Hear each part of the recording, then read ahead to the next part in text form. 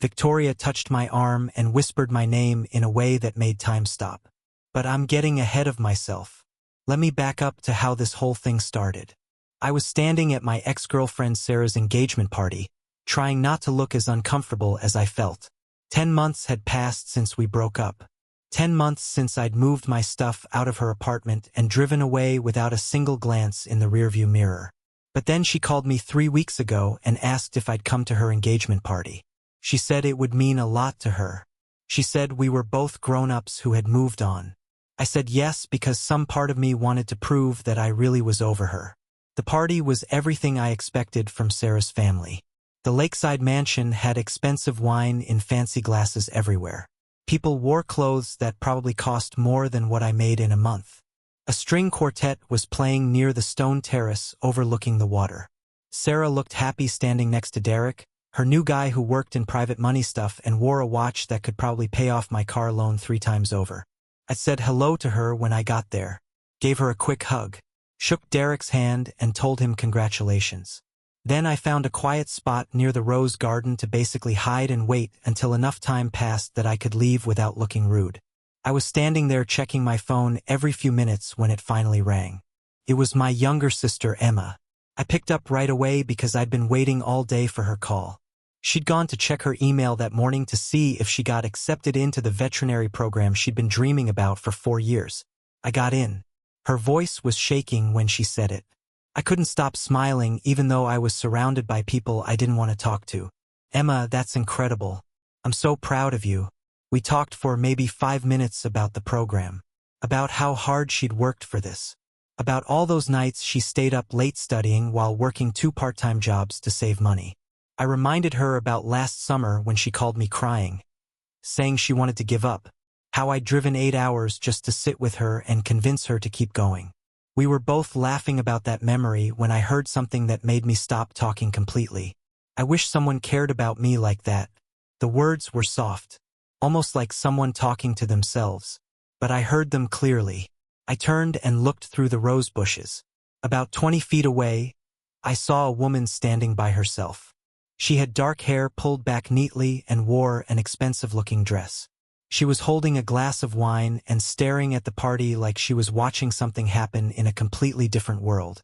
My heart started beating faster, not because I thought she was pretty or anything like that, but because she looked so sad standing there alone while everyone else was laughing and dancing and celebrating. Then I realized who she was. Victoria, Sarah's mom. I'd met her probably 15 times during the 2 years Sarah and I dated. But we'd never really talked beyond basic hellos at family dinners. Small talk about the weather or asking how school was going. That kind of thing. Hey Emma, I need to call you back, I said, cutting my sister off while she was still talking. Is everything okay? Yeah, I just need to handle something real quick. I'll call you tonight. Congratulations again. I hung up and stood there for a minute trying to decide what to do. Victoria hadn't moved at all. She was still standing there holding her wine glass, looking at the party with eyes that seemed far away and empty. Something about the way she stood there made my chest feel tight. She looked lonely in a way I understood. The kind of lonely that comes from being surrounded by tons of people but feeling like not a single person actually sees you. I walked around the rose bushes and cleared my throat gently so I wouldn't scare her. She looked up fast. For just a second, I saw something like panic cross her face, like she'd been caught doing something wrong. Then she smiled, but it was the kind of smile that doesn't reach your eyes at all. Michael, I thought you'd already left. I was thinking about it, I said. I pointed to the empty space next to her. Mind if I stand here for a minute? She shook her head. I moved closer but left some respectful space between us. It's a beautiful party. She looked back toward the terrace where people were dancing. Yes. Sarah worked very hard planning all of this. We stood quiet for a moment. The music drifted over from the string quartet. Something smooth that I didn't know the name of. I noticed Victoria's hands were shaking just a little bit around her wine glass. She seemed nervous, but I couldn't figure out why. I heard what you said just now, I told her quietly. I'm sorry for listening in, but I did hear you. Her face went pale. She set her glass down on a nearby table and looked at her hands. I didn't think anyone was close enough to hear me. You don't need to feel embarrassed, I said. She laughed, but it sounded bitter and sad. That's easy for you to say. You're not the one falling apart at your daughter's engagement party. What's wrong? Everything here looks perfect. Exactly. She whispered the word. Then she turned to look right at me. Everything looks perfect. This party. This house. My marriage. My whole life. It all looks exactly the way it's supposed to look. But it doesn't feel right. Not at all. I didn't say it as a question. Just stated it like a fact. She stared at me for a long moment. Really looked at me like she was trying to figure out if I would actually understand what she was feeling. How did you know? She asked. I heard the way you talked to your sister just now. There was so much warmth in your voice. So much real love and excitement for her. I can't remember the last time someone spoke to me like that. Like they actually cared about what I had to say or how I felt about anything. What about your husband? I asked carefully. Richard? She shook her head. We haven't had a real conversation in probably 5 years. We talk about schedules and social events and business things. But we never talk about feelings or dreams or anything that actually matters to either of us. That sounds really lonely. More than you can imagine, she said. Her voice cracked a little. I gave up my career 33 years ago when I married Richard. I used to be an interior architect. I worked at a firm in Portland and I loved it. But everyone said marrying Richard was the smart choice. He had money. He came from a good family. I could have a comfortable life and raise children in a beautiful home. So that's what I did. But somewhere along the way, I completely lost myself. I don't even know who Victoria is anymore without all of this. The party noise seemed far away now, like we were standing in our own private bubble. I wanted to say something helpful but didn't know what would actually help. My phone buzzed in my pocket. Probably Emma calling me back. I ignored it. Do you ever think about starting over? I asked. She smiled sadly. I'm 62 years old, Michael. People would think I'm having some kind of breakdown if I tried to start over now. Maybe you're not breaking down, I said. Maybe you're just waking up. There's a big difference between breaking down and breaking free. She stared at me for a long moment. Her eyes were this really interesting color. Light brown with little bits of gold in them. I'd never noticed that before in all the times I'd met her. Sarah has your determination, I said without really thinking about it first. That quality where you don't give up on things even when they get hard. She corrected softly. Sarah has her father's determination. Mine disappeared a long time ago. I don't think it disappeared. I think you just buried it deep down to make other people happy. Victoria picked up her wine glass and finished the whole thing in one swallow. Sometimes I wonder what my younger self would think of the life I chose. If she'd be disappointed that I let fear make all my decisions for me. It's not too late. To do what? To choose something different. To want more than just looking perfect on the outside while feeling empty on the inside. Victoria looked at me with something like hope mixed with fear. And what would that look like, Michael? What does choosing differently look like for someone like me at this point in my life? I don't know exactly, I admitted, but I know standing alone at parties wishing things were different isn't really living. It's just existing and going through the motions. She was quiet for a long time. I could practically see her mind working through everything I'd said. The music from the party kept playing. People kept laughing. Glasses kept clinking. Life went on around us while we sat in this strange bubble of honesty. Victoria stood up and smoothed down her dress. I should get back before people notice I'm gone. Wait, I said, standing up too. Can I ask you something? She nodded. Why did you say what you said? About wishing you had someone who cared about you like that? Her cheeks turned pink. I shouldn't have said that out loud. I didn't mean to make things weird. I'm not trying to make you uncomfortable, I told her. I just want to understand what you meant. She took a deep breath. I meant that you talk to people like they matter. You listen when your sister shares good news. You came to your ex-girlfriend's engagement party because she asked you to, even though it probably wasn't easy. You're kind without expecting anything back. And hearing you on the phone made me realize how much I want someone to care about me like that. Not as Richard's wife or Sarah's mother. Just as me. Just as Victoria. My heart was beating faster now. The smart thing would be to say goodnight and walk away. Go home. Forget this conversation ever happened. Instead, I stepped closer to her. Maybe someone could, I said quietly, if you let them see who you really are underneath all of this. I gestured toward the party, the mansion, everything that represented her carefully built life. She looked up at me and I saw tears starting to form in her eyes. I don't even know if I remember who that person is anymore. Then maybe it's time to find out. We stood there as the music played and people laughed and the world kept moving around us. Something had shifted between us in the last 30 minutes. Something neither of us expected but both of us seemed to need. I should really go, Victoria said again. But she didn't move at all. Okay, I said. But I didn't step back either. She reached out and touched my arm lightly. Her hand was warm. Thank you for sitting with me. For actually listening. Most people just see what they expect to see. I'm not most people. She smiled. A real smile this time that actually reached her eyes. No, you're not. Then she walked back toward the party and I stood there watching her go. I stayed at the party another hour, mostly to avoid making it obvious that I disappeared right after talking to Victoria. When I finally left, I couldn't stop thinking about her. About the sadness in her voice. About how someone could have everything and still have nothing at all. 2 days passed.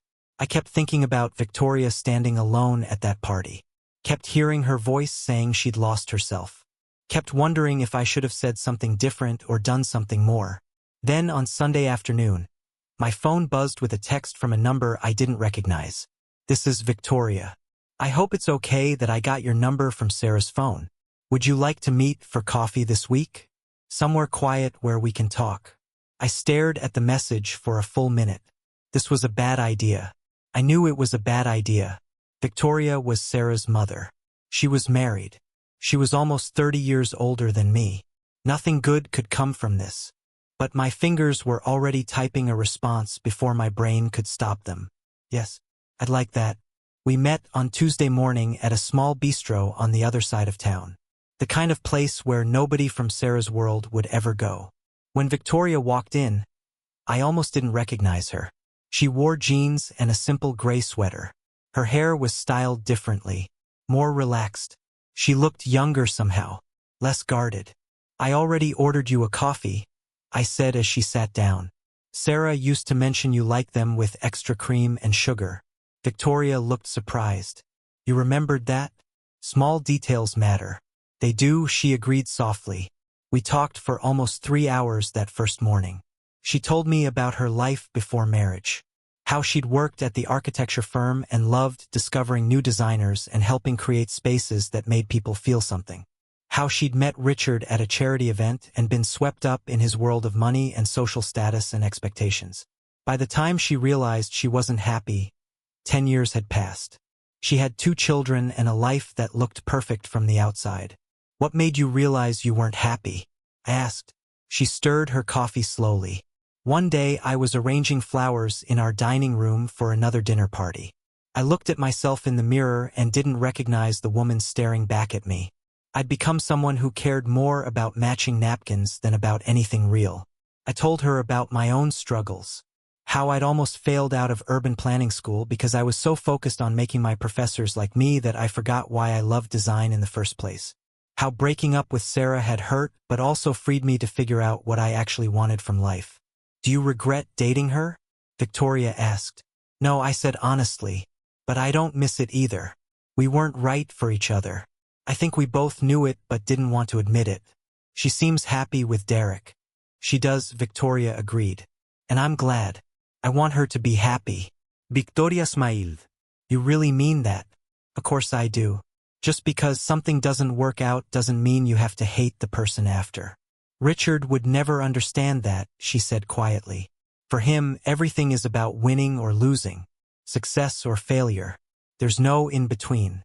No room for things just being what they are. We kept meeting after that. Twice a week at first.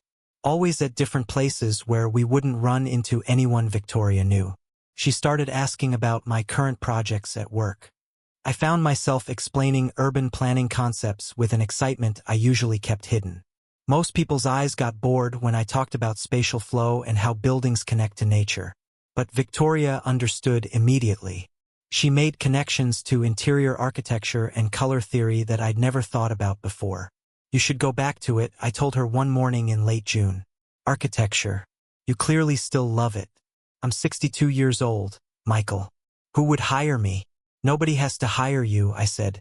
What if you volunteered somewhere? Museums and historical societies always need people who understand design and architecture. Victoria looked doubtful.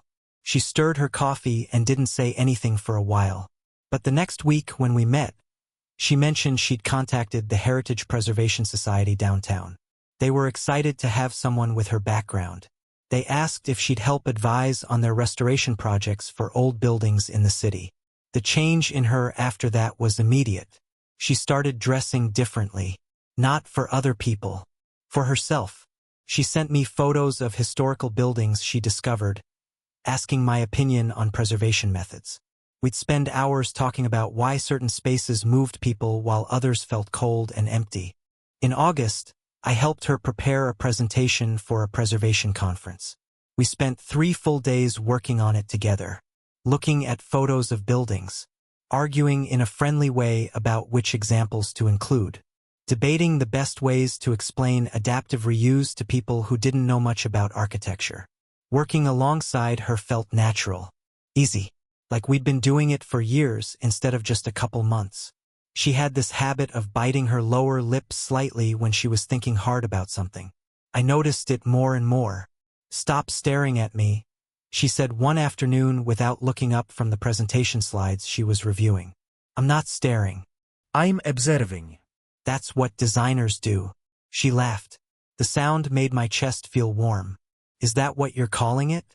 We were sitting on her couch taking a break when she asked, "Why are you doing this?" "Doing what?" "Spending so much time with me. Don't you have friends your own age to hang out with?" "I do," I said honestly. "But none of them are you." Victoria went quiet. When she spoke again, her voice was barely above a whisper. "This is dangerous. You know that, right?" "What is?" "Whatever this is becoming between us." "I know. Do you?" "Because I'm not sure you understand how complicated this is. You dated my daughter. You're 31 years old. I'm married. People would never understand this." I moved closer to her on the couch. "Do you care what people think?" "Yes," she admitted. "I've spent my entire adult life caring what people think. But lately I've been caring less and less about that." The conference happened 2 weeks later on a Friday evening. The historic building was packed with people walking around looking at presentation displays and listening to speakers. Victoria wore a simple black dress and couldn't stop smiling as people asked her questions about preservation methods and adaptive reuse. I stood back and watched her talk to other architects and historians, explaining different techniques and approaches. She was glowing, really truly happy in a way I'd never seen before. Richard showed up around 7. I recognized him from the engagement party, tall with gray hair and an expensive suit. He walked through the conference quickly, stopped to shake hands with a few people he knew, then checked his phone. Victoria saw him and her smile faded just a little. She walked over and said something I couldn't hear from where I was standing. He nodded, kissed her cheek without really looking at her, then left, just like that. Maybe 30 minutes at his wife's big moment and he couldn't even stay longer. I found Victoria sitting on a bench near the bathrooms after most of the guests had left. Her eyes were red. "Hey," I said softly, sitting next to her. "What's wrong?" "The conference was amazing. Richard didn't even ask me which project was my favorite," she said. Her voice was breaking. "He came because it looks good for his business connections. Not because he cares about me or what matters to me. He didn't look at a single presentation for more than 5 seconds." I didn't know what to say, so I just put my arm around her shoulders. She leaned against me and I could feel her shaking as she tried not to cry harder. "I've known for years that our marriage is basically a business arrangement," she continued. "But seeing it so clearly tonight hurt more than I expected. He doesn't love me. He probably never did. I was just someone who looked good standing next to him." We sat like that for a long time, my arm around her, her head on my shoulder. The conference staff was starting to clean up around us, but nobody bothered us. Victoria, I said quietly. She looked up at me, her eyes still wet with tears. My heart was beating so fast I thought she might hear it. I'm falling in love with you. She sucked in a breath like I'd hit her. You can't say that. Too late. I already did. Her hand came up to touch my face, her fingers gentle against my cheek. This is impossible. You know that, right? This can't happen. Maybe I agreed. But that doesn't make it less true. She stared at me for what felt like forever.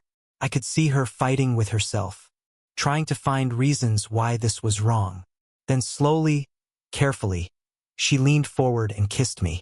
It was soft and gentle and felt like the most natural thing in the world. When we pulled apart, she was crying again. I'm falling in love with you too, she whispered, and I have no idea what to do about it. We don't have to figure it all out tonight, I told her. We just have to be honest about what we're feeling. She nodded and kissed me again, deeper this time. The conference hall was empty and quiet around us. Just two people finding something unexpected and real in the middle of a complicated situation. The next few weeks felt like living two completely different lives. When Victoria and I were together, everything made sense. We'd meet at quiet restaurants outside the city or walk through parks where nobody knew us. She taught me about historical architecture styles, and I showed her how to see urban spaces differently. How buildings and streets could tell stories just like interior designs did. But when we weren't together, guilt ate at me from the inside. I kept thinking about Sarah, about Richard, about how many people would get hurt if they found out what was happening. We started using a messaging app that made our conversations disappear after we read them. It felt sneaky and wrong, but we both knew the truth coming out would destroy too many lives too fast. One Thursday morning in early September, I was at a coffee shop near my apartment working on design plans when Sarah walked in. My stomach dropped when she saw me and smiled. Mind if I sit? She asked, already pulling out the chair across from me. Of course not, I said, trying to keep my voice normal and friendly. She ordered a tea and sat down, looking at me in a way that made me really nervous. We talked about nothing for a few minutes, just surface stuff about work and the weather and how planning the wedding was going. Then she leaned forward. Can I ask you something weird? Sure, I said, even though I wanted to run out the door. Have you talked to my mom lately? My heart started racing so fast I could hear it in my ears. But I kept my face calm. Not really. Why? Sarah stirred her tea slowly. She's acting different. Really different. She's never home anymore. Always at that preservation society or meeting with people about some design group she wants to start. She's dressing different too. Younger somehow. And yesterday I asked her about it and she got really defensive. Like I'd accused her of something. Maybe she's just happy doing work she enjoys again, I suggested carefully. Maybe, Sarah said. But she didn't sound convinced at all. But there's something else. She smiles at her phone all the time now. Like constantly. She used to barely look at it except to check her calendar. I took a sip of my coffee to buy myself time to think. What are you saying? I think she might be having an affair, Sarah said quietly, looking around to make sure nobody nearby heard her. I know that sounds crazy, but she's acting exactly like someone who's in love. And it's definitely not with my dad. They barely talk to each other anymore. The coffee suddenly tasted bitter in my mouth. I wanted to defend Victoria, to tell Sarah that her mom deserved happiness after giving up everything for 30 years. But I couldn't without giving everything away. Why would you think it's an affair and not just her enjoying her work? I asked. Because I know my mom, Sarah said. And this is different. She looks at her phone and blushes. She hums while she's cooking. She forgot about a family dinner last week because she was meeting someone. When I asked who, she said it was for the Preservation Society. But she got this look on her face, like she was hiding something. I didn't know what to say. My brain felt frozen. Sarah kept talking. I just hope she's being smart about whatever she's doing. Our family has a reputation, especially with Dad's business connections. If she's doing something that could embarrass us, she trailed off. But the meaning was clear. Reputation mattered more than Victoria's happiness. After Sarah left, I sat there for another hour trying to figure out what to do. Finally, I texted Victoria. We need to talk. Soon. She met me at a park that afternoon looking worried. We sat on a bench far from where anyone was walking their dogs or jogging. Sarah suspects something, I told her. She thinks you're having an affair. Victoria went pale. Her hands started shaking. What did you tell her? Nothing. But she's watching you now. Paying attention. We need to figure out what we're doing here because we can't keep hiding forever. I know, she said quietly, but I'm scared. Scared of what people will say. Scared of losing Sarah completely. Scared of what Richard will do when he finds out. I took her hands in mine. I understand all of that. But I also can't keep pretending this isn't real. I love you. And I want an actual relationship with you. Not secret meetings and messages that disappear. Tears started rolling down her face. I want that too. But I need time to figure out how to handle this. How to tell Sarah and Richard in a way that doesn't destroy everything. How much time? I asked. I don't know, she said desperately. A few weeks? A month? I need to talk to Richard first. Figure out our separation before everything explodes in our faces. The word separation hit me hard. She was actually thinking about leaving him. You're really going to do it? I asked. Leave your marriage? I think so, she whispered. I can't keep living like this. Pretending to be happy in a marriage that ended years ago. But it's not simple. There's money involved. Property. Business connections. I need to be smart about how I handle it. I wanted to be patient and understanding.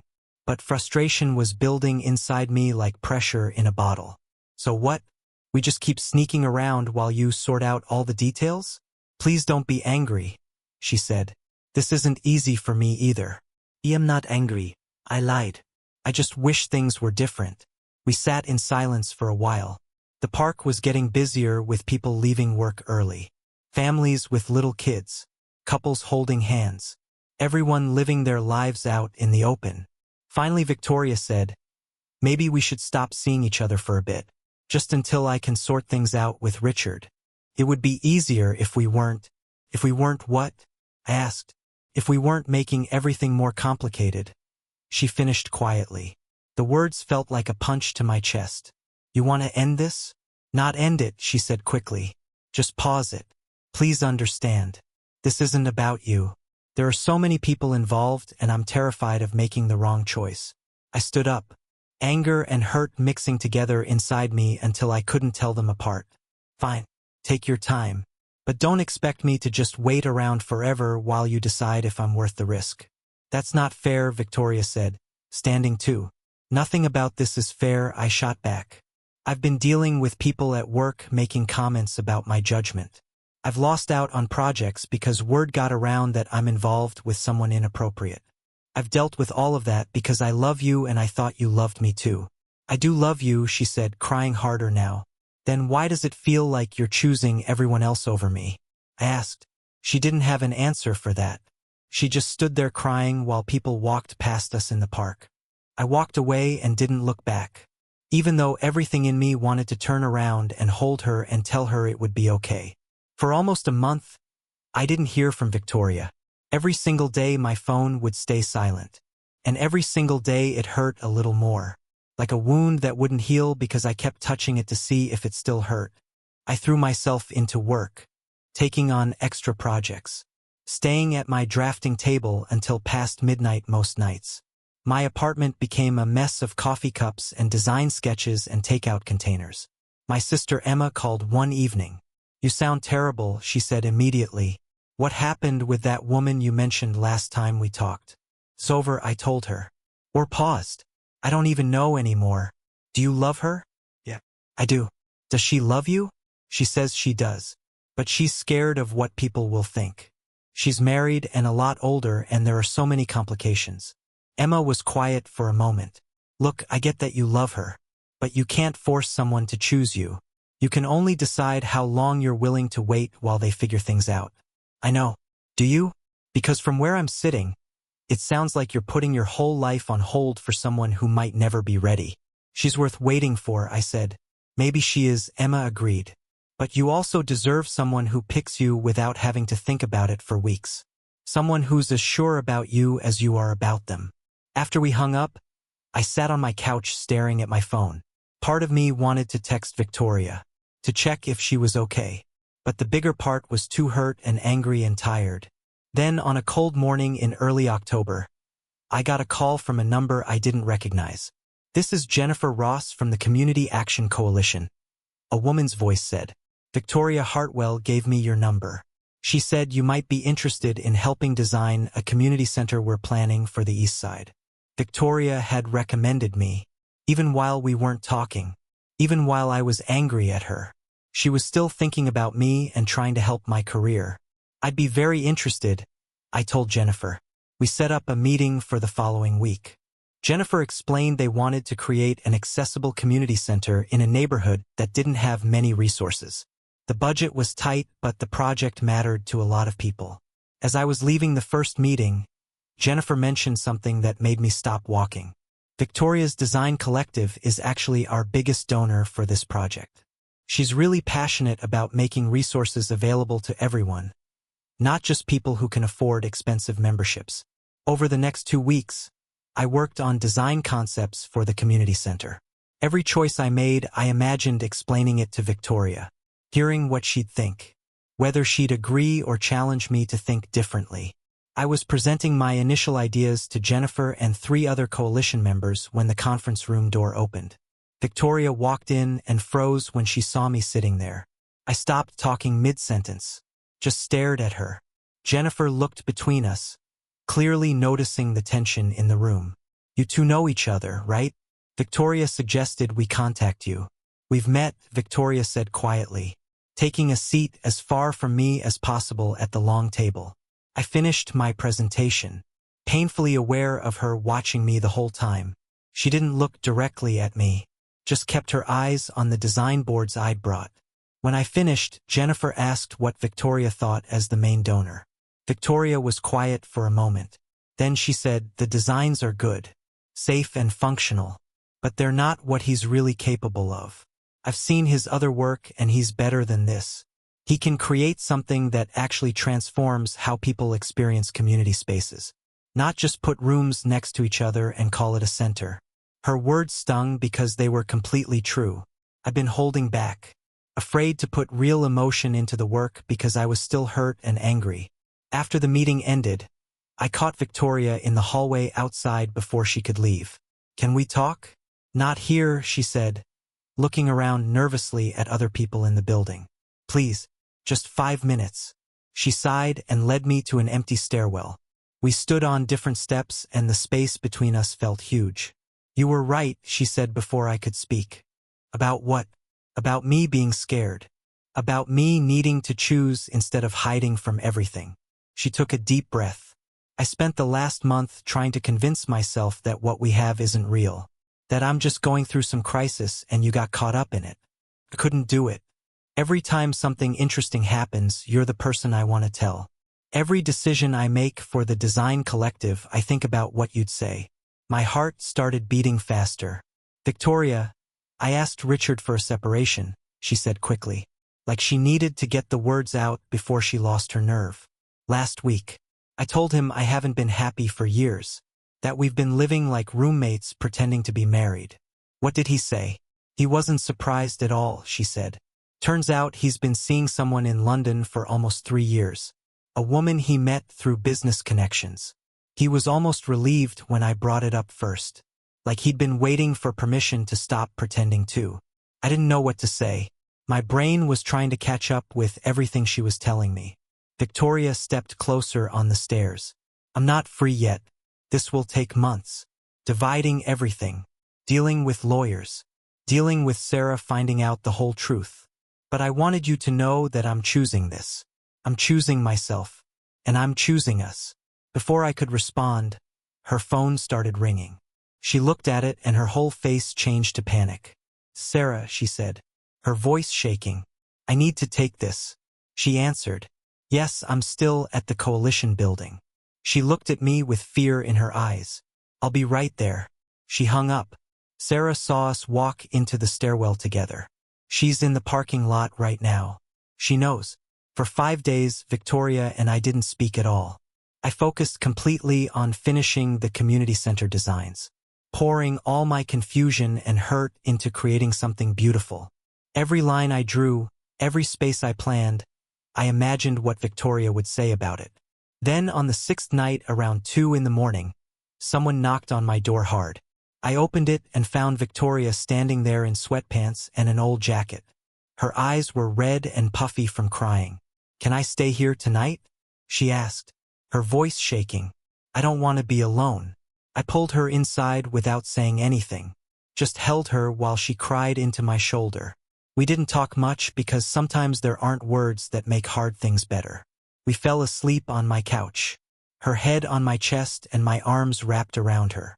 When light started coming through the windows, Victoria stirred awake. "I should probably go." "Stay," I told her, "just for a little while longer." She looked up at me with tired eyes. "This is going to get worse before it gets better, isn't it?" "Probably," I admitted. "Are you sure you want to deal with all of this? With me, with the judgment, with Sarah being so angry?" She was quiet for a moment, then said something I'll never forget. "I've spent 33 years being who everyone else needed me to be. For the first time, I'm being who I need to be. So yes, I'm sure." We stayed on that couch as the city woke up around us. Just two people holding on to each other while the world judged everything we were doing. December came with bitter cold that made you want to stay inside forever. But Victoria and I had a community center to finish, and we couldn't let the weather stop us. Working together felt different now that we weren't hiding anymore. Better in some ways because we could be honest, but harder in others because people knew about us.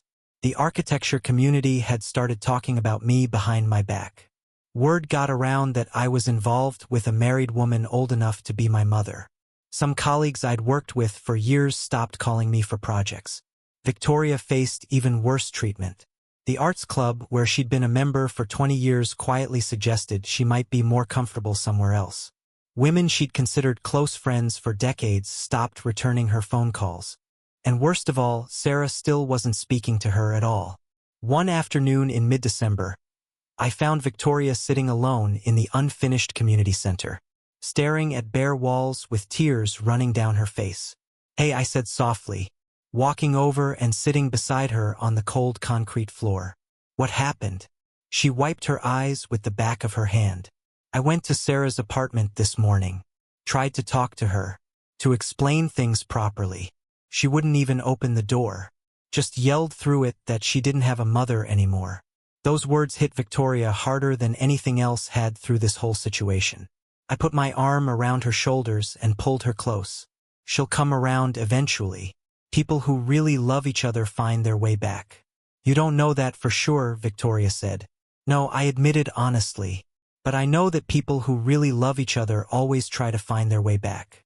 It just takes time and patience." Victoria leaned into me. "Sometimes I wonder if I'm being incredibly selfish. If I should have just stayed in my marriage and kept everyone comfortable instead of causing all this pain." "You weren't comfortable though," I reminded her gently. "And living a lie doesn't actually keep people comfortable. It just delays the hard conversations that need to happen anyway." "I know you're right," she said. "Richard has actually been surprisingly decent through all of this. We're working out a separation agreement that's fair to both of us."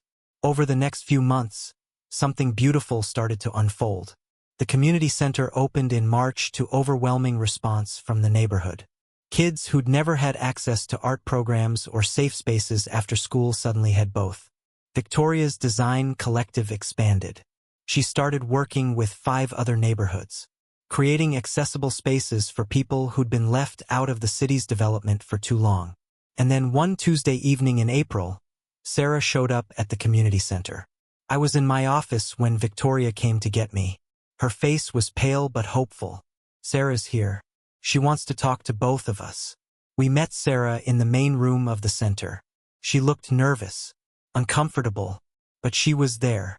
She and Victoria talked for over an hour, both of them crying at different points. Both of them actually listening to each other for maybe the first time in months. It wasn't perfect reconciliation. Sarah was still hurt and confused.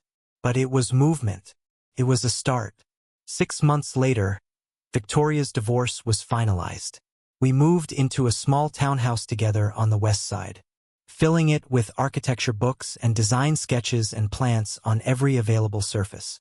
Sarah started joining us for dinner every other week, slowly learning that her mother's happiness mattered more than what other people thought. That real love sometimes looks different than what we expect. On our 1-year anniversary of that night in the Rose Garden, I proposed to Victoria in the community center we'd built together. Down on one knee in the main room surrounded by kids' artwork on the walls. She said yes without any hesitation. We married 4 months later in a small ceremony at the community center. Emma was there as my best woman, and Sarah sat in the front row with tears streaming down her face. Not sad tears, but tears of acceptance and understanding. Standing with Victoria as my wife, I realized we'd built something far more valuable than respectability or approval. We built an honest life together, proving that it's never too late to choose real connection over comfortable pretense. That true courage means living authentically even when the whole world is watching and making judgments. And that sometimes the most important thing you can do is be brave enough to want something different than what everyone expects from you.